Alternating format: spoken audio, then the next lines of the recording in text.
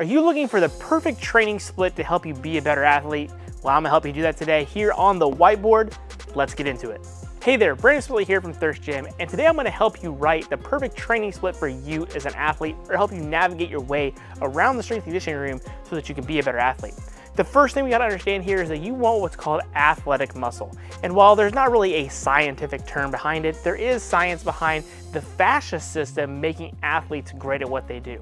And the fascia system, in a very simple way to understand it, is how your body is going to coordinate things together from head to toe, being fluid in how you move, making you more resilient as an athlete.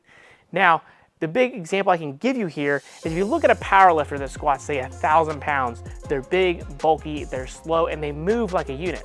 They are task dependent to be able to squat or bench press or deadlift the maximum amount of weight they can. And there's nothing wrong with that.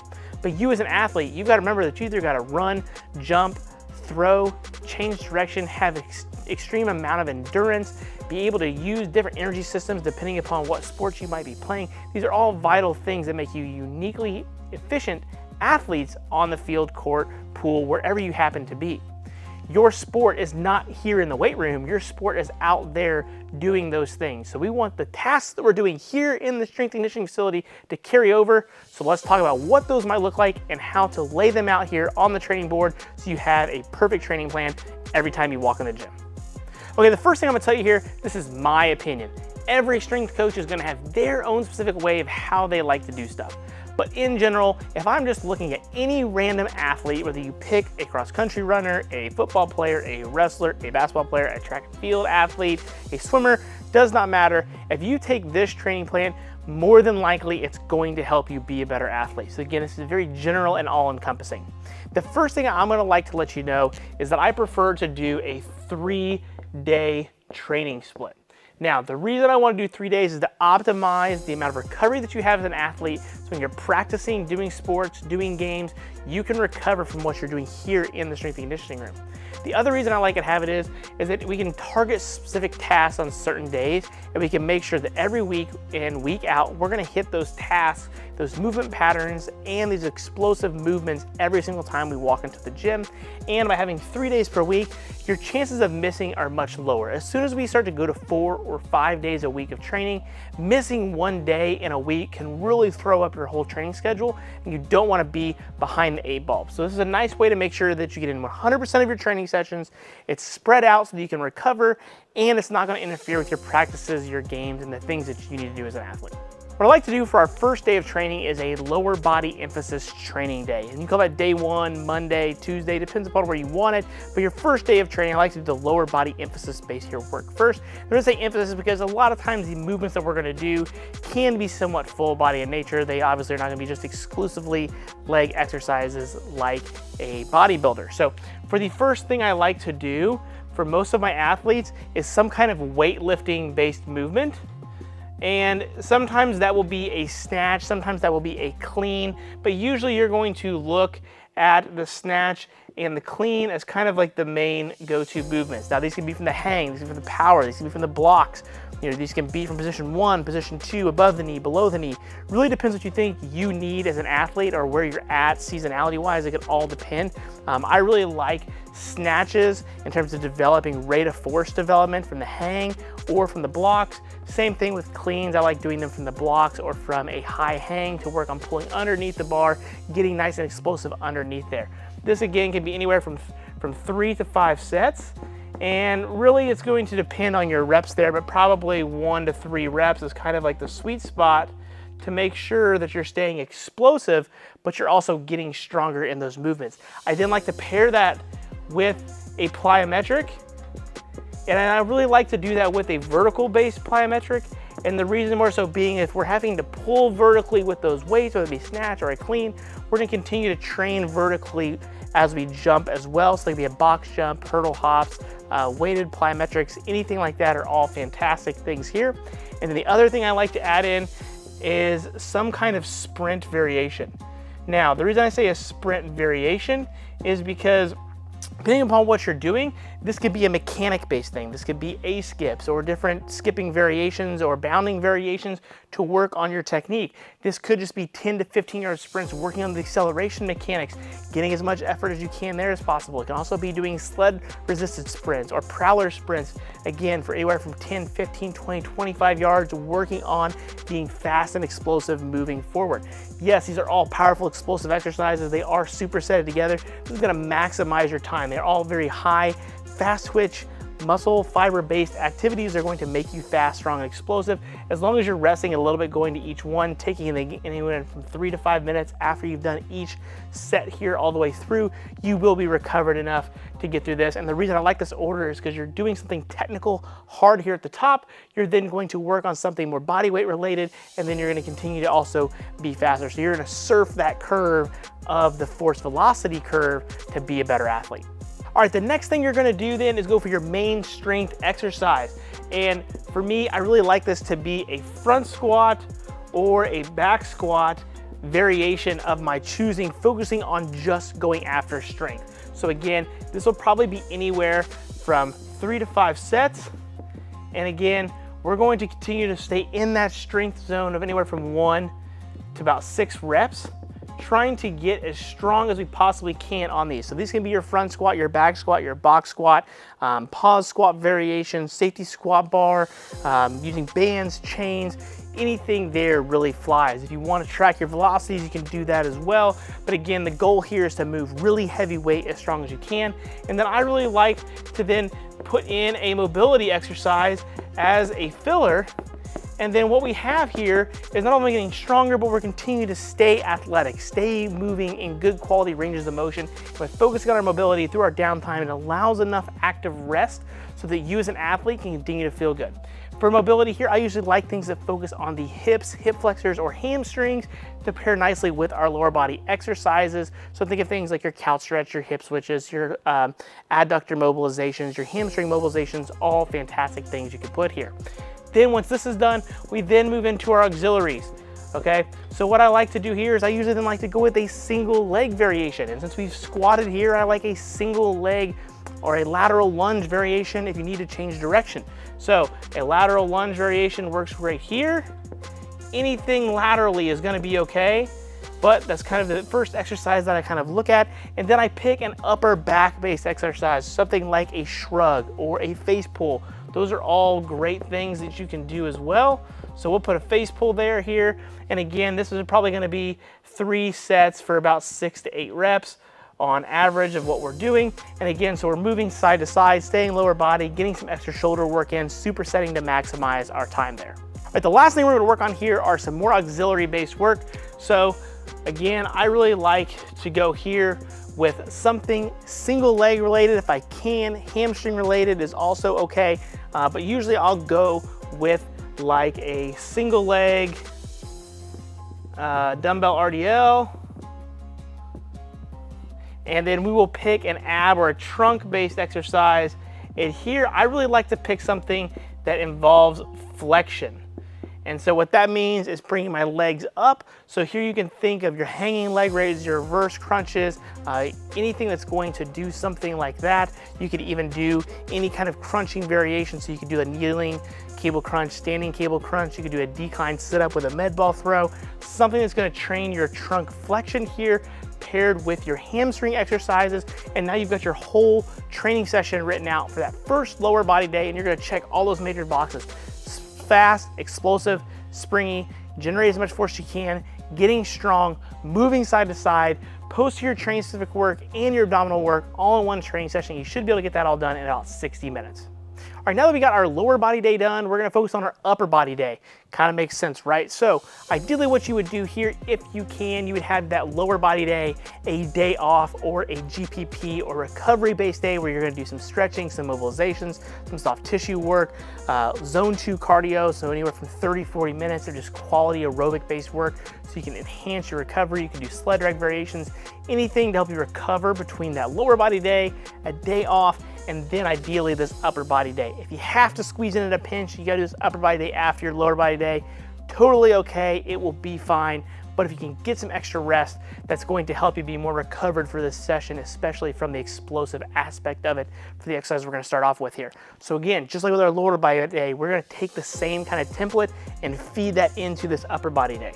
So for our day one, we want something explosive upper body wise. Here, I really like doing, in terms of weightlifting stuff, anything like a push press or a jerk are all fantastic exercises to be explosive, moving weight overhead, still getting a full body training effect as well. Same thing, 3 to 5 sets of anywhere from about 1 to 5 reps is kind of a great spot to be, and you're gonna do fine there.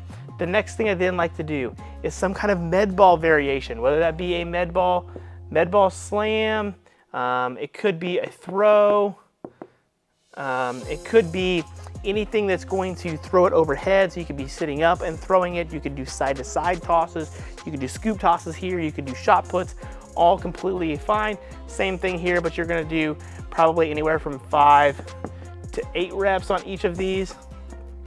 And then what I also like to do here as well, for my A3, for my third aspect here, I will either put a prehab based exercise like a face pull, a pull apart, something like that as a same downtime, or if I really need to work on some kind of change of direction based work, this is where I'll put change of direction based work. And so if you happen to be an athlete that needs that, that's what I recommend you do here. Things that are gonna get you moving side to side, your pro agilities, you're getting into cuts, you're getting out of cuts, your slide board based work, anything that you're going to do. And if you wanna do some lateral bounding here, you could. But I really like to use this from a speed and agility perspective of having to stop, change direction, and go a different way so that you can build on those mechanics. And again, you're probably gonna have about 3 sets of 1 to 3 reps, depending upon what that drill kind of looks like. So again, vertical power, more power in terms of throwing something, and then working on your change of direction to maximize our time here, just like with our lower body day. All right, now just like with our lower body day, we're gonna focus on our strength aspect. So here, what I really like is I prefer to have a big push or a bench press variation here. Again, depends on what sport you do, but some kind of bench press variation.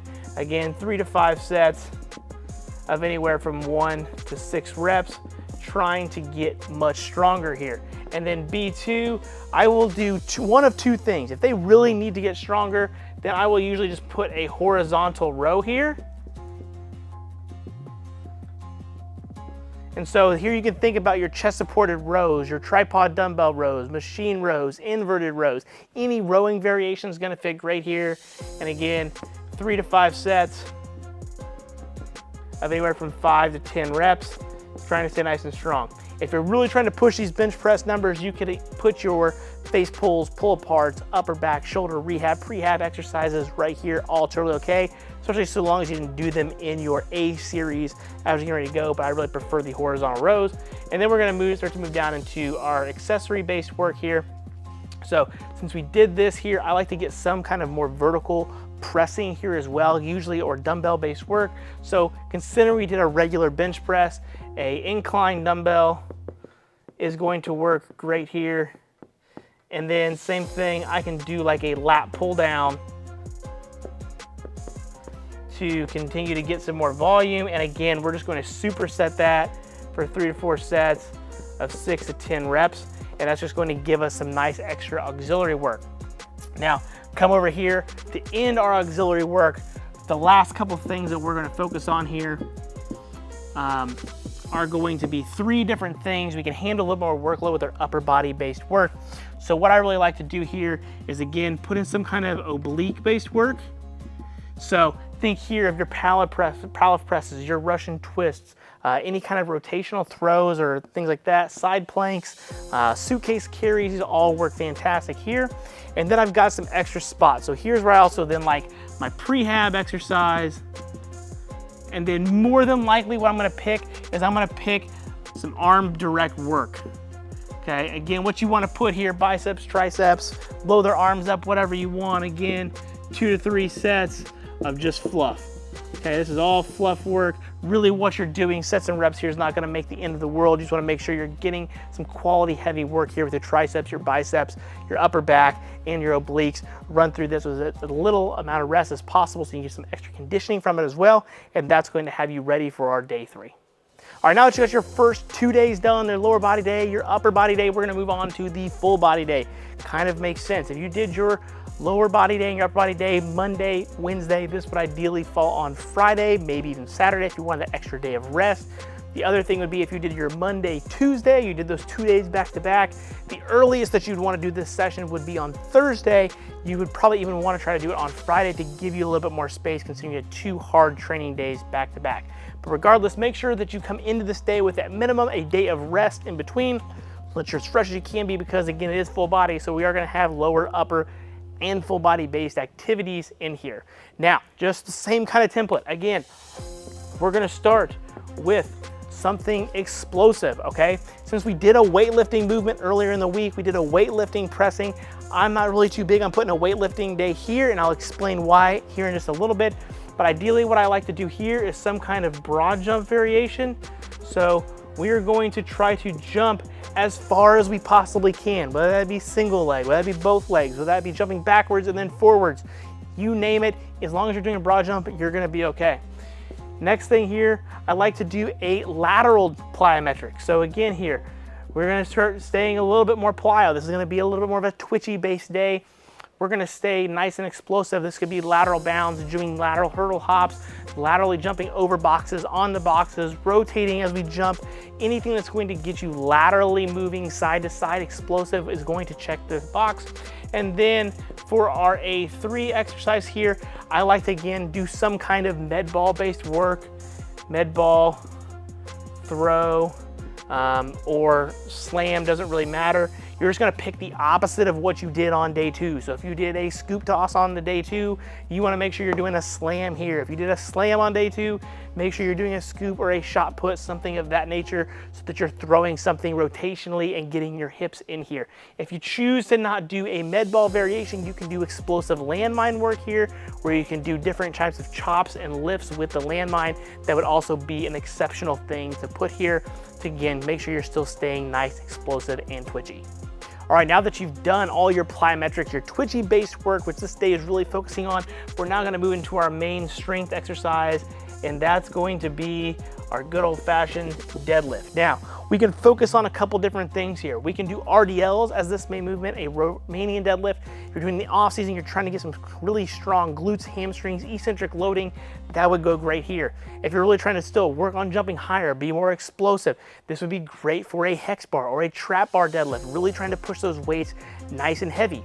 Again, you could also do a sumo deadlift here. So if you need to get wide, you need nice strong hips, the sumo deadlift is what you would do here as well. So you've got a couple different ways that you can use this block depending upon what you need, but pick the deadlift variation that works best for you.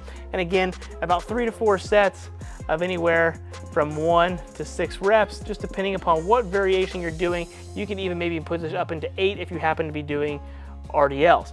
Then again, we're going to pick a mobility-based exercise, just like we did with our squat. So we would again focus on the glutes, hamstrings, hips, anything like that that's going to work on our mobility. We can put this here supersetted with those deadlifts so that we're nice and recovered. We're still moving well in between those heavy sets. Then we're gonna come down to our auxiliary work. And this is where things are really gonna start to change from the other day. So now that we've done our plyometrics, we've done our main strength, I like to pick another good quality exercise here. I really like putting chins and pull-ups here as my next big motion, okay? Big quality, strong upper body exercise. And then again, I also like to then do a single leg exercise. So here's where I like my lunges and my split squats. So you're going to pick whatever kind of chin up, pull up variation that you want to do. You're gonna do some lunges and some split squats. And again, you're gonna do this for 3 to 4 sets, everywhere from 6 to 8 reps. Is kind of that nice sweet spot. We're gonna kind of push these a little bit hard and heavy, really making sure we're staying nice and athletic through exercises like these. Then we're going to then move in to our auxiliary work here, our true auxiliary work. So So since we did an upper body day exercise here, we did a lower body exercise here, I like to do another upper body exercise here. This is usually going to be a landmine variation. Again, you can pick what you want here, whether you're pressing, rowing, that's going to be entirely up to you. And then I like to pick a lower body exercise that's going to focus on the glutes and the hamstrings. This could then be a reverse hyper, a glute ham raise, this could be a sled drag. There's lots of different things that you could do here, but you want a lower body exercise that's auxiliary based, focus on glutes, hamstrings, quads, trying to build some muscle there. And then again here, I really am gonna pick another abdominal exercise. I like to pick this as a bracing ab exercise. So this could then be your planks, this could be your dead bugs, this could be you know, any kind of isometric based hold, Copenhagen's, anything like that are all gonna be fine. But as long as you're bracing through things here, you're gonna be in a good spot. And these are all gonna, again, be 2 to 3 sets of just fluff based work, trying to get some quality work in so that you're nice and recovered, building some muscle and ready to go for the following week. All right, that's gonna wrap up today's video on writing the perfect training split to be a better athlete. Now, the reason I picked the 3-day-a-week split as a reminder is that so you can be recovered and do your best at practice, at your games, and be ready to go. Again, at the end of the day, your goal is to be a high-performing athlete, so we want to use the strength and conditioning room as a means to an end to get you to where you want to be, and really trying to develop that twitchy, athletic-based muscle, which can only be done in the gym through certain training means. Now, again, you don't want to be big and bulky to where you can't move well. Great athletes are very athletic and move well every single time they go to step foot on the court, field, or what have you. You can tell athletes that just have it. They move well, and that's what I'm here to help you do today with the 3-day training split that I recently talked about. So if you happen to take something away from today's video, do me a favor, smash that like button, let me know in the comments section below. I'm glad that I gave you at least one piece of advice that at least can help you be a better athlete or a better coach in that 3-day training split model that I wrote out, that I use very frequently with many of my athletes when I work with them 3 days per week. So again, thanks for checking in, and I'll see you at the next video.